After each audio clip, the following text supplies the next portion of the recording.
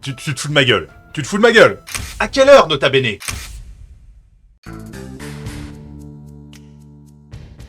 Bon, selon Nota Bene, je partage de la désinformation. Mais pas seulement. Je suis aussi un voleur. Le problème, en tout cas, c'est que la majorité du temps, on se retrouve avec des interprétations toutes pétées, qui vont reposer sur des stéréotypes, d'une part, on l'a vu, mais aussi sur le pillage d'artistes, d'autre part. Parce que, on le sait, la grosse majorité des IA génératives, pas toutes, mais se nourrissent de tout ce qu'elles trouvent sur le net, à commencer par le boulot de gens qui n'ont pas donné leur accord pour ça. Donc, mesdames, messieurs, si vous utilisez la grosse majorité des IA génératives, vous êtes complice de vol. Et attention, en droit français, la complicité se punit exactement de la même manière que l'acte lui-même. Ce qui fait de vous, indirectement, des voleurs. Évidemment, non. Oui, l'IA reprend des œuvres existantes, mais elle les modifie jusqu'à en changer la nature. Imaginons que vous lui demandiez de reproduire une œuvre. Bon, déjà c'est du plagiat, et c'est à votre demande. Eh bien, soit l'IA vous dira qu'elle ne peut pas, soit elle vous fournira, sans vous le dire, une version alternative à l'œuvre originale. Encore une fois, nous y revenons. Le problème, c'est le créateur,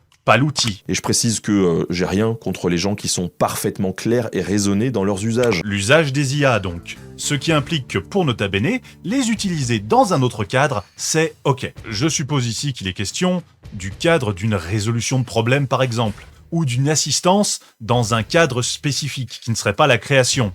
C'est assez cohérent avec la pensée de Nota Bene d'une façon générale. On a de très bonnes chaînes créatives, style Atom par exemple, que je vous encourage vraiment à découvrir. Attends. tu te fous de ma gueule. Tu te fous de ma gueule. Tu viens de me sortir ton meilleur l'IA c'est le vol en mode Pierre-Joseph Proudhon. Pour derrière venir me dire que tu connais une bonne chaîne d'IA créative.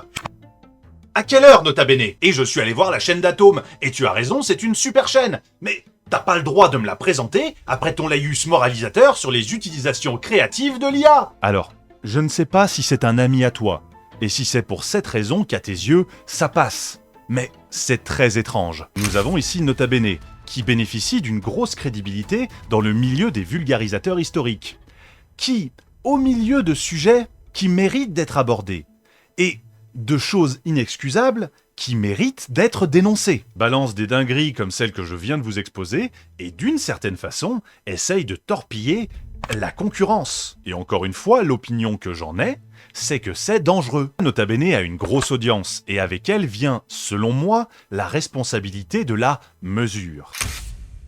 Et vous, c'est quoi votre avis ?